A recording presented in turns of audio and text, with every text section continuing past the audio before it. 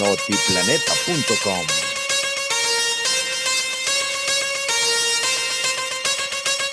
Noticias.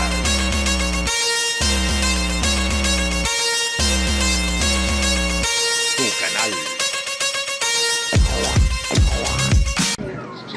Cientos de residentes del área de Montecito, azotados por los deslizamientos de tierra tras el mayor incendio de la historia de California, se reunieron en el juzgado de Santa Bárbara para honrar a las víctimas de la catástrofe. Es abrumador, se me saltan las lágrimas cuando pienso que estas personas lo perdieron todo en un momento y la búsqueda es horrible. La menor de las 20 víctimas mortales tenía 3 años de vida. 4 personas permanecen desaparecidas y las arduas labores de búsqueda a través de los barrios inundados continúan.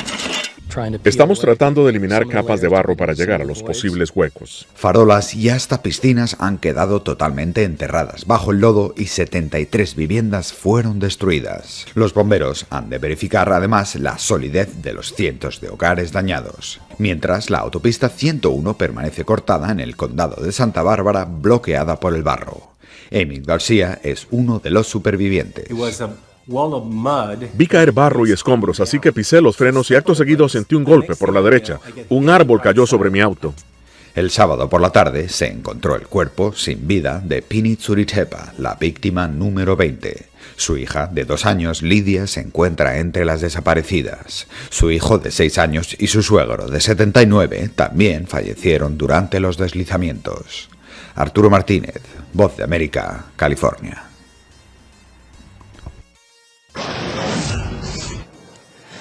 Dos meses después de la desaparición del submarino Ara San Juan, el mandatario argentino Mauricio Macri ha promulgado la ley para la creación de una comisión especial que investigue el siniestro.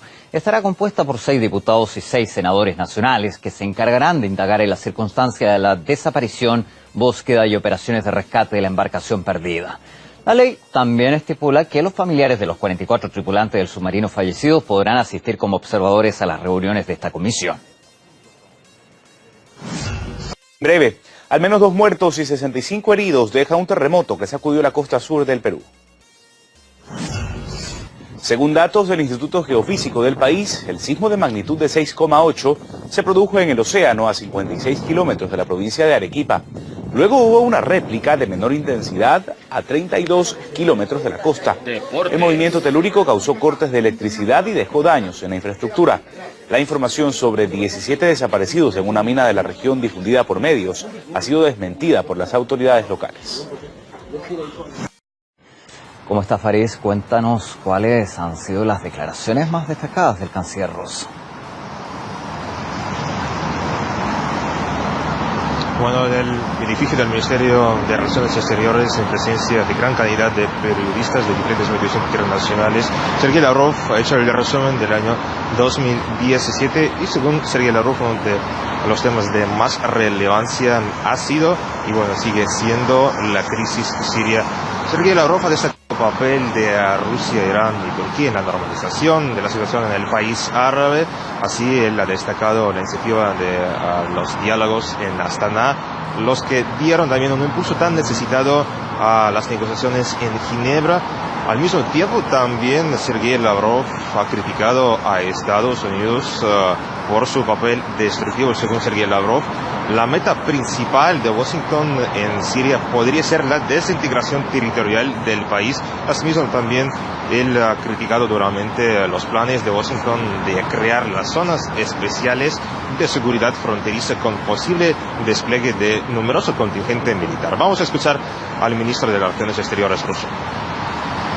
La declaración de que esta zona estará controlada por grupos dirigidos por Estados Unidos compuestos por hasta 30.000 efectivos es una cuestión muy seria. Preocupa que se camine hacia la división de Siria.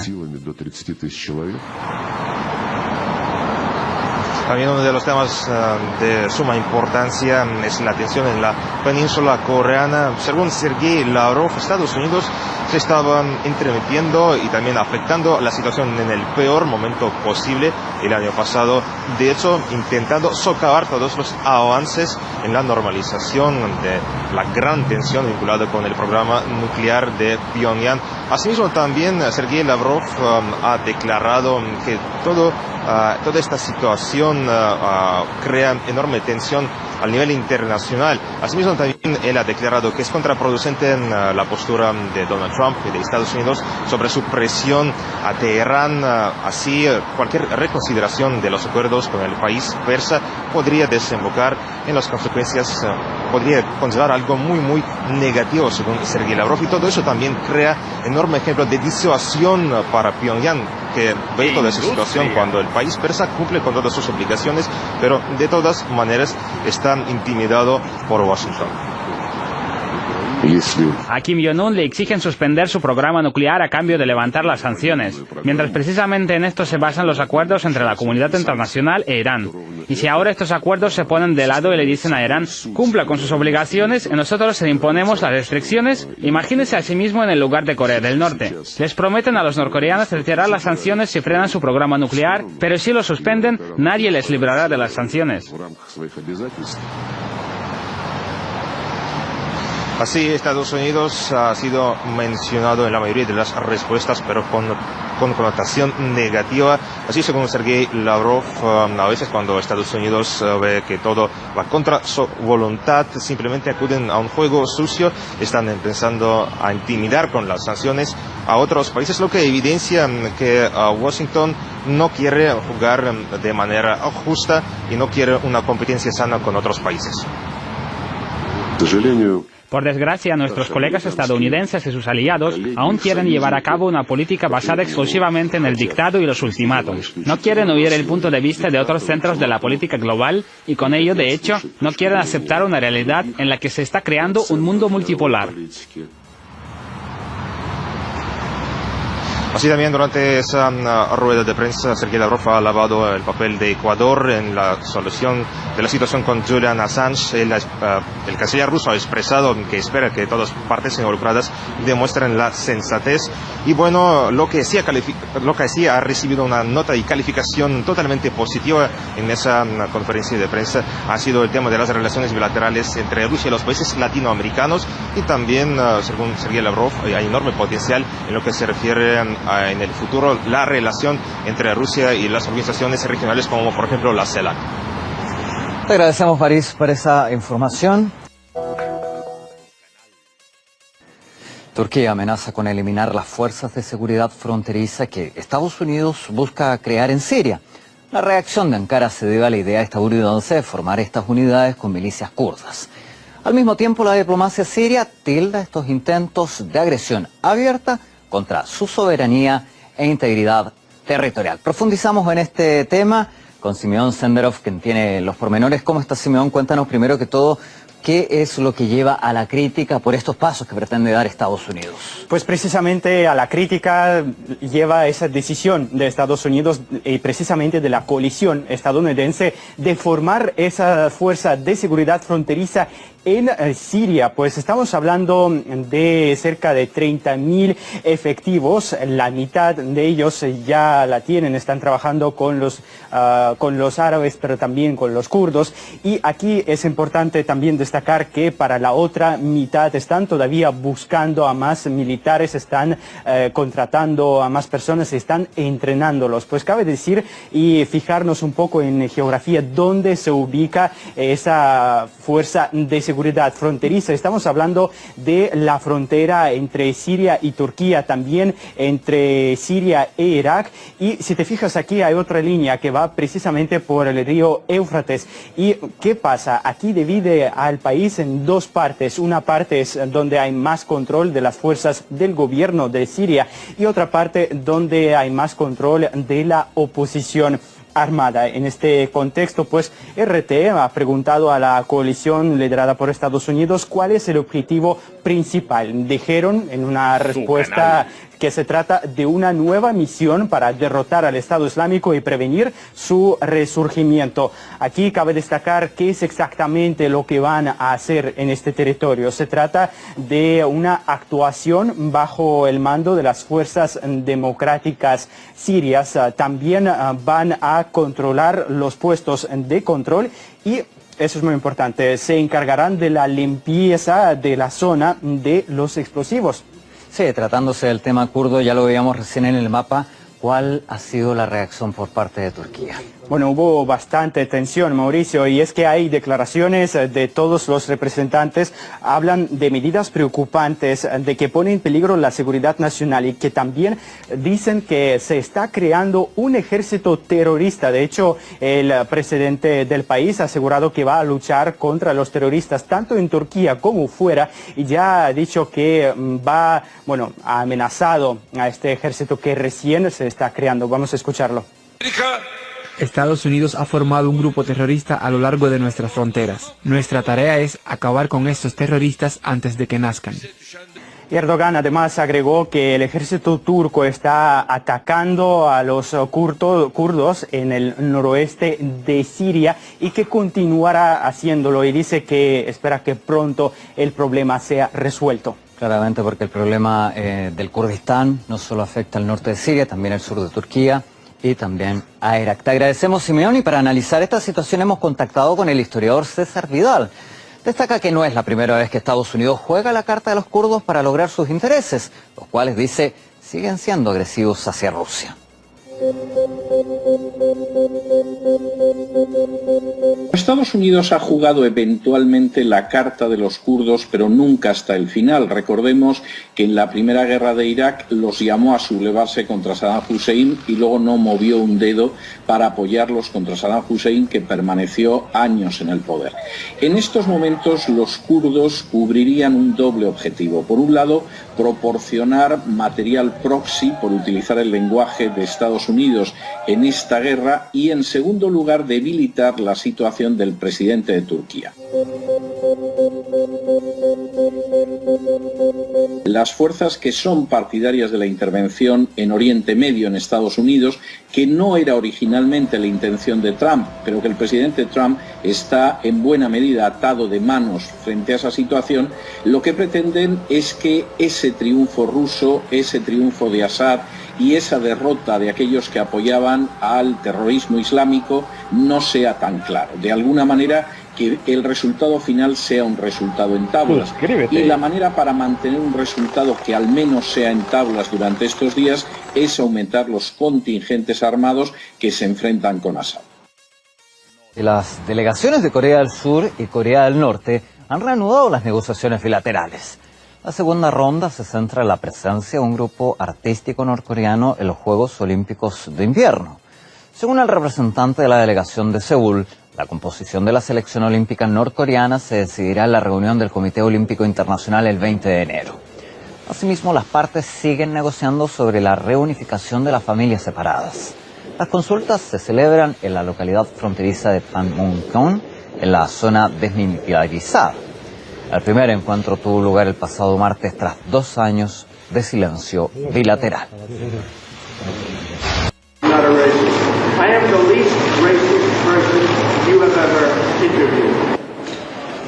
Lo han escuchado. Donald Trump dice que no es racista. Hace esta declaración luego de verse involucrado en un escándalo tras, supuestamente, haberse referido en forma despectiva sobre los inmigrantes de Haití, El Salvador y naciones africanas. Mientras tanto, en las paredes del Hotel Internacional Trump han aparecido imágenes con mensajes que condenan su actitud. Lo hizo el artista Robin Bell, que mostró así su descontento con las palabras del presidente norteamericano. Unos $5.000 millones es lo que estiman analistas recibirá El Salvador en 2018 en concepto de remesas provenientes de Estados Unidos. Esto representa alrededor del 18% del Producto Interno Bruto, por lo que muchos ven con preocupación el panorama tras la suspensión del estatus de protección temporal para los salvadoreños. En conversación con La Voz de América vía Skype, Laura Porras, especialista en migración y remesas de Diálogo Interamericano, explica que el envío dependerá en gran medida de la posibilidad de los beneficiarios del TPS de mantener su estatus legal en Estados Unidos. Entre los que queden de forma indocumentada, sí sabemos que quienes no tienen documentos obviamente tienen ingresos más bajos y tienden a enviar menos dinero. Entonces ahí también va a haber una disminución en el tema de las remesas. Según datos dados a conocer por la especialista, un 95% de la población salvadoreña con TPS trabaja y alrededor del 80% de ellos envía dinero a El Salvador. Un gran porcentaje de ese dinero es utilizado para el consumo, mientras que un porcentaje menor se destina a inversión. Con todo, para la especialista, el dinero que reciben las familias ayuda a mejorar la calidad de vida. Familias que reciben remesas, tanto en El Salvador como en general, son familias que usualmente tienen más ingreso disponible para invertir en educación, para invertir en salud, incluso para apoyar al país cuando hay desastres o problemas. No obstante, señala Porras, el mayor desafío que enfrenta el gobierno de El Salvador tras el fin del TPS es la capacidad de absorber e incorporar a la economía a personas cuyas habilidades laborales responden al mercado de Estados Unidos. María de Los Ángeles Franco, Voz de América, Washington.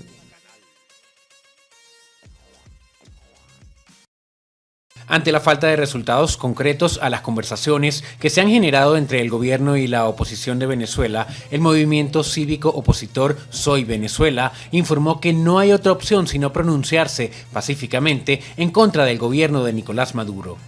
Esta crisis se agrava, y se agrava producto de un plan de dominación de la dictadura, y se agrava porque la élite política venezolana prefirió negociar sus propios intereses en vez de atender las necesidades del pueblo venezolano.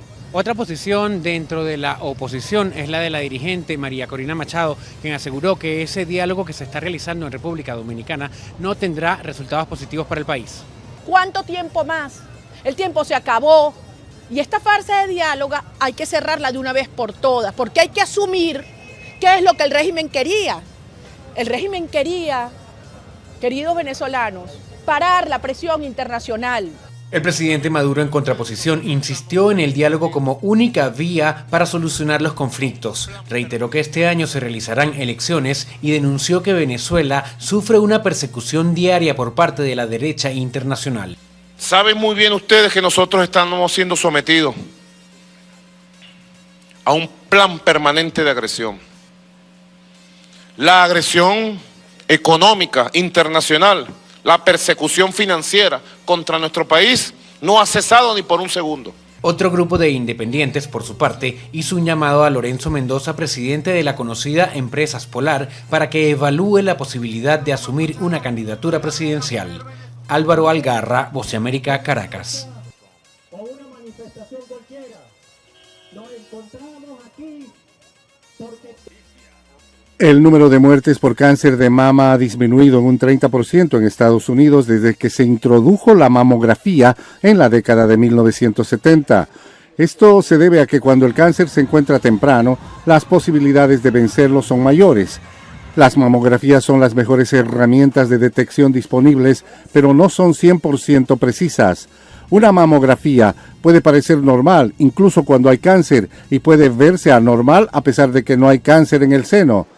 El doctor Otis Brawley, de la Sociedad Estadounidense contra el Cáncer, dice que las mujeres con mamas fibrosas o densas pueden beneficiarse de un examen 3D.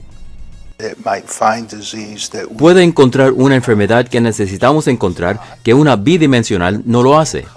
Hay posibles inconvenientes en cuanto a que tiene un costo mayor cantidad de radiación, así como también puede encontrar una mayor cantidad de falsos positivos. Costo aparte, un estudio que involucró a 13 hospitales de Estados Unidos mostró que las mamografías tridimensionales detectaron un 40% adicional de cánceres invasivos. Para una imagen aún mejor, una mujer podría tener un ultrasonido automatizado de mama completo.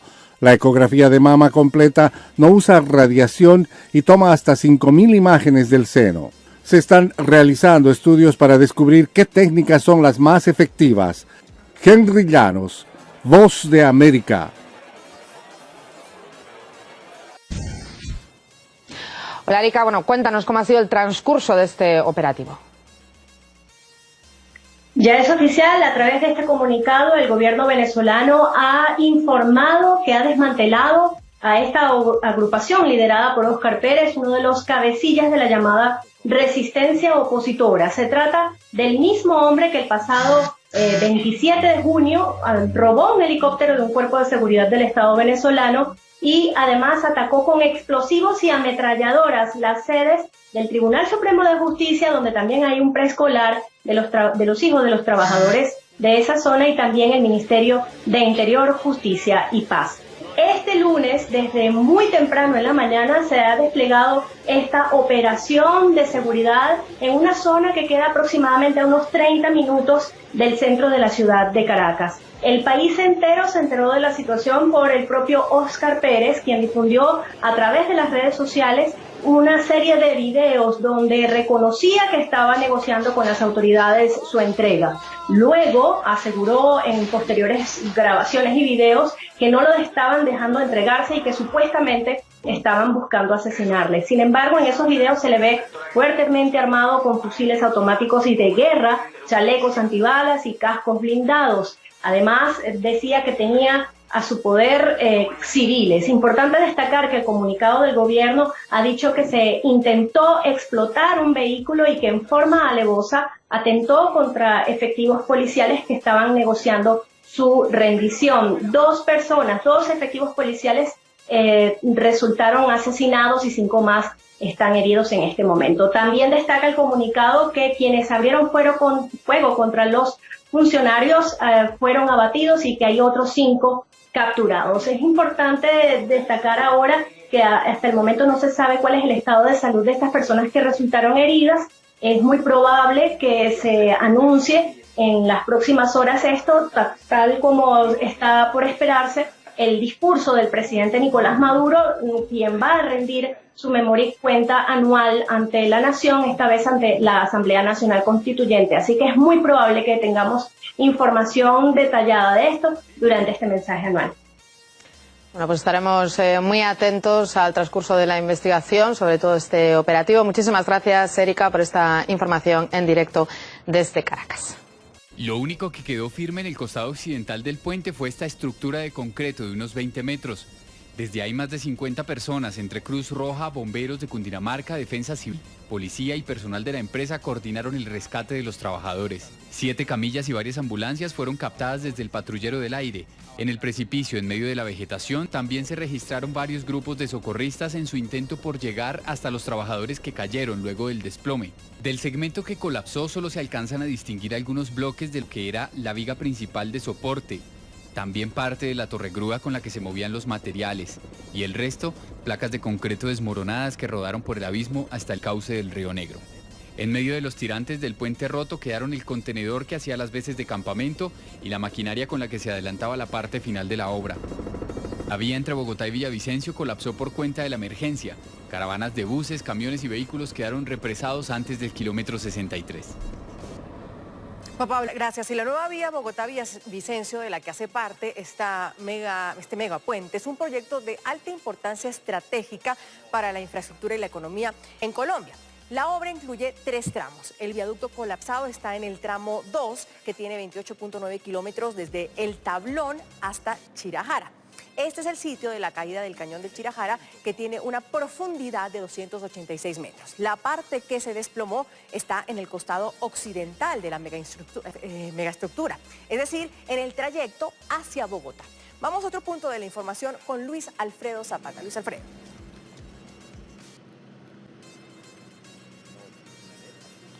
Hola Catrín, muy buenas noches. Pues mire, este sector donde sucedió esta tragedia, viven muy cerca los familiares de los trabajadores que estaban a esa hora arriba de la estructura. Por eso ellos llegaron muy rápidamente y fueron quienes ayudaron, incluso llamaron a algunos organismos de socorro para poder que llegaran a hacer las labores de búsqueda rápidamente. Precisamente en esas labores de búsqueda fueron suspendidas hace aproximadamente 1 hora y media, pues el lugar es inestable, pero serán reanudadas mañana a primera hora. Tan pronto se enteraron de la tragedia por el desplome del puente en construcción de Chirajara, los familiares y amigos de los trabajadores se trasladaron hasta el lugar para conocer la suerte de sus seres queridos. Sí, gracias a Dios él está bien, quedó colgando, pero muchos de la familia están muertos. Trabajadores de la obra lamentaron el accidente y mandaron mensajes de solidaridad a las familias de sus compañeros. Uno va confiado, pero no sabe más o menos cómo estén las cosas. Las personas heridas fueron trasladadas a Guayabetal y Bogotá, donde se recuperan de las lesiones. Han tenido trauma craneoencefálico, lesiones de tejidos blandos y de abdomen. Están siendo atendidos y estamos en espera de resultados. Los organismos de socorro confirmaron que el terreno es inestable y trabajar de noche no es conveniente, por lo que el proceso de recuperación y levantamiento de algunos de los cuerpos será dispendioso. Y en estas dos imágenes captadas ambas por el patrullero del aire RCN podemos ver el antes y el ahora del puente. El jueves pasado fue la más reciente toma lograda desde nuestro helicóptero sobre Chirajara. Se observaba que faltaban muy pocos metros para empatar un extremo con el otro. Y hoy, así quedó en ruinas la estructura desde el helicóptero. Se pudieron apreciar los hierros retorcidos y las tirantas reventadas. Maritza, esta noche el gobierno, a través del ministro de Transporte, informó que todavía no saben las causas del colapso del puente. En este momento no hay absolutamente ninguna causa que uno pueda manifestar que hubiera sido el motivo del desplome, pero esas investigaciones las vamos a llevar hasta las últimas consecuencias.